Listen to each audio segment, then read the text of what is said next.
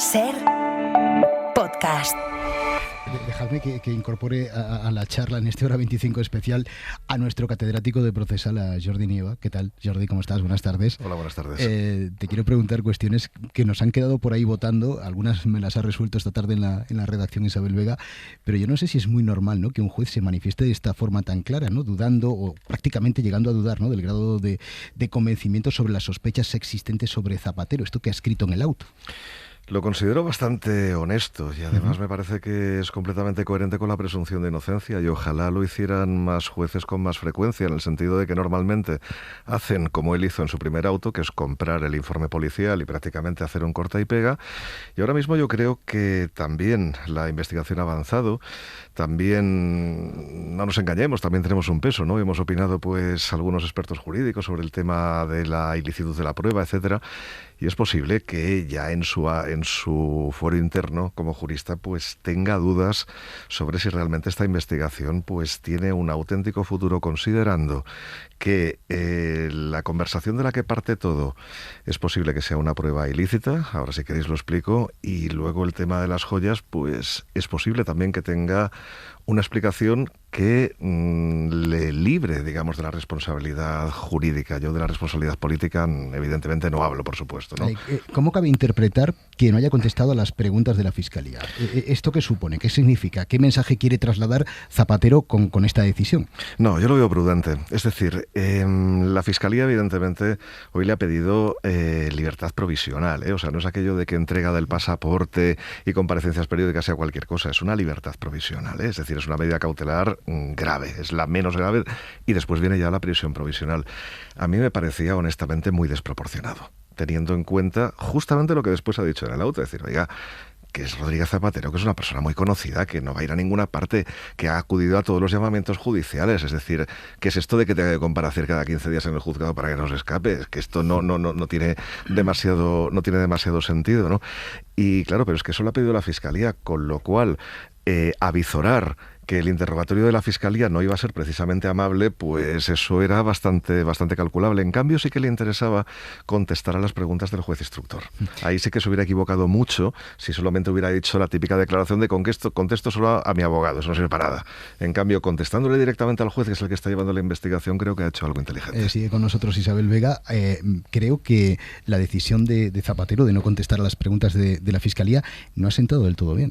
No ha sentado del todo bien, y son varias las fuentes fiscales y jurídicas que lo observan, lo contemplan como un error, pero porque también, y lo comentabais ahora, Zapatero está en esa dualidad, el plano político y el plano del investigado y del derecho de defensa.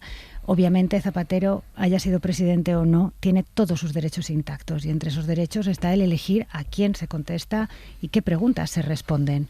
Y cualquier otro investigado dice que no responde a la Fiscalía y no hacemos comentario al respecto porque entra dentro de la normalidad.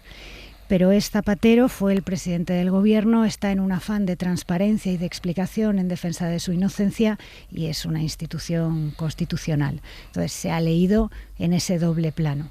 Y luego, en el ámbito procesal, sí, se entiende como estrategia de defensa y de protección frente a un renuncio, porque una declaración se sabe cómo empieza, pero nunca se acaba cómo termina, nunca se sabe cómo termina, pero también como una pequeña contradicción con esa posición de voy a llegar, voy a dar todas las explicaciones, no voy a poner ninguna cortapisa porque no hay nada que ocultar, pero se repliega ante la Fiscalía. Esa es la doble lectura que hacen las fuentes consultadas que están en la causa y que han estado hoy pendientes de esta declaración. Jordi, me la dejabas antes votando con lo de la estrategia legal. Claro, te pregunto, ¿no?, si la mejor estrategia legal es desacreditar las pruebas, como por ejemplo el volcado del móvil, o si han prescrito esas pruebas.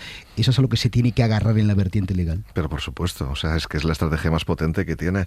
Va a haber, partir de la base de que esto es un volcado que se hace sin orden judicial por una autoridad inmigratoria que me parece que todos hemos visto en televisión, por desgracia, imágenes durísimas de cómo opera, y claro, y a partir de ahí fiarte completamente de lo que haga un organismo de esa autoridad y dar por bueno todo lo que traiga, sin tener ninguna garantía de la integridad de las conversaciones, sin tener tampoco ninguna garantía de si se han aportado las partes que más interesan para la incriminación y se han dejado fuera Otras es que la verdad, o sea, es que no ya por el tema de Zapatero, que como comprenderéis a mí como jurista no me interesa, ¿no? Pero sí que me interesa como ciudadano que en ningún otro caso eso se pueda hacer, es decir, que pueda venir una autoridad policial de no sé dónde que haga ese volcado con finalidades de protección de la seguridad nacional, nada más, y que luego eso se puede utilizar como prueba en un proceso individual contra alguien. Es que no nos podemos saltar eso. Es decir, yo, la verdad, no puedo hacer de profeta y no lo hago jamás, pero esto sí que es algo que, por lo que yo he comentado estos días con otros compañeros, chirría bastante. No sé qué futuro tendrá, pero... Nieva se tiene que ir en 2 minutos, pero sé que tenéis preguntas para él.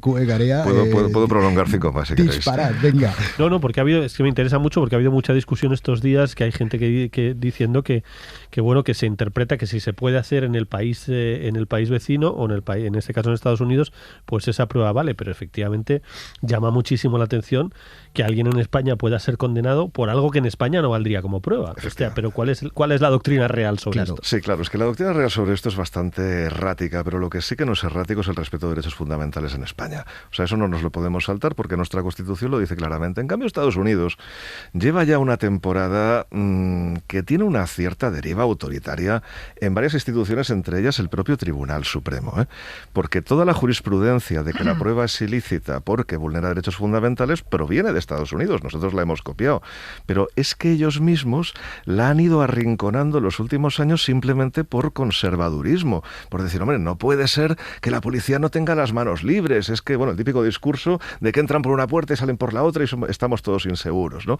Es el discurso del vigilante, ¿no? Como dicen ellos. Claro, eso en España no lo hemos comprado y desde luego la jurisprudencia no lo ha comprado, por tanto no podemos seguir esa parte, ni muchísimo menos, ni me parecería adecuado ahora mismo establecer una excepción en este sentido, de decir, no, bueno, como lo ha hecho Estados Unidos, es una autoridad, bueno, vale, pues Estados Unidos sí, muy bien. ¿Y cuántos países más vamos a dejar que ocurra esto? Yo le quería completar la pregunta porque... no sé si tiene que ser blanco o negro, es decir, se admite esa prueba o no se admite, o si hay posiciones intermedias según la doctrina que debe tomarse en su justa medida y no como determinante, teniendo en cuenta además que en este caso sí que ha habido investigación previa aparte de recibir esos papeles. No es verdad que de repente haya aparecido en el mes de marzo eso, sino que fue una petición cuando Interpol pidió la detención de este hombre, etcétera, etcétera. Es decir, sí puede ser una posición intermedia porque además hay algunos casos que la doctrina sí que ratificó pruebas que incluso habían sido robadas, que fue por ejemplo la lista Falciani, sí, que sirvió para condenar a mucha gente que estaba en esa lista y no solo no fue obtenida con garantías, sino que fue robada y sin embargo esa lista sí sirvió para condenas de personas que están ya con sentencia firme incluso. Con una diferencia. Claro, los derechos fundamentales, al menos en la teoría general, es un escudo que tenemos los ciudadanos frente a las autoridades. Y claro, Falciani no era una autoridad, era un particular. Con lo cual ahí la jurisprudencia, a mi juicio de manera errónea, dijo, bueno, pues lo de Falciani lo dejamos pasar, porque no es una autoridad. No, yo creo que los derechos fundamentales se tienen que respetar con respecto a las autoridades y también entre nosotros mismos, porque no puede ser que nosotros, por ejemplo, fundemos un club y no dejemos entrar a mujeres o no dejemos entrar a personas de color. Es decir, tenemos que respetar también entre nosotros los derechos fundamentales, ¿no? Es decir, yo soy de los juristas que defiendo la protección más amplia de esos derechos, pero es que aquí indudablemente es una autoridad la que ha hecho esto, ¿no? Por tanto, yo no podría defender nunca que eso se pudiera hacer. Otra cosa, que es lo que va a ocurrir, es que se diga que, bueno, es que ya había una investigación abierta y entonces, bueno, hay otros datos que hubieran podido llevar a la misma conclusión. A mí eso me parece precario. Iba a decir una expresión más fuerte, pero no la quiero decir. Que un gris que no sea ni blanco ni... me parece precario porque al final, si tú ves el auto, el primero que hizo el juez, es únicamente del volcado de Rodolfo Reyes.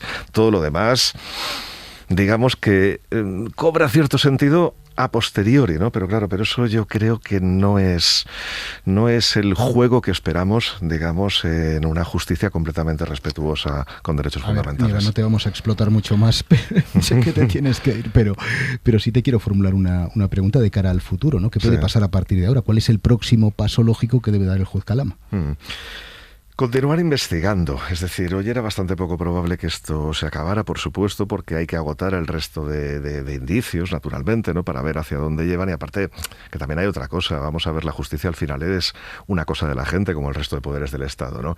Y nadie entendería que esto se acabara aquí, por supuesto, ¿no? Con lo cual, lo que tiene que hacer el juez es agotar todos los indicios, irlos depurando, y a partir de ahí ver, pues mira, lo que me sale limpio es esto. Con esto, yo puedo, digamos, hacer una imputación formal de manera que podamos pasar a juicio, sí o no. En este sentido, por ejemplo, lo que ha hecho hoy la defensa de Zapatero de ofrecer, digamos, la investigación de todas sus cuentas y de todos sus activos, a ver, puede parecer un brindis al sol, pero tiene un cierto sentido procesal. Es decir, si el juez no tiene esto, tiene que motivar por qué lo hace, porque claro, está vulnerando un derecho fundamental. En cambio, si el propio interesado se brinda a hacerlo, entonces claro, no tiene que motivar nada, tiene que decir, oiga, es que el imputado quiere que se haga, con lo cual pues adelante, un cierto sentido. Ahora, le veo más lectura política que lectura jurídica, en honor a la verdad. Oye, te agradezco muchísimo que hayas venido esta noche al programa. Para no perderte ningún episodio, síguenos en la aplicación o la web de la SER, Podium Podcast o tu plataforma de audio favorita.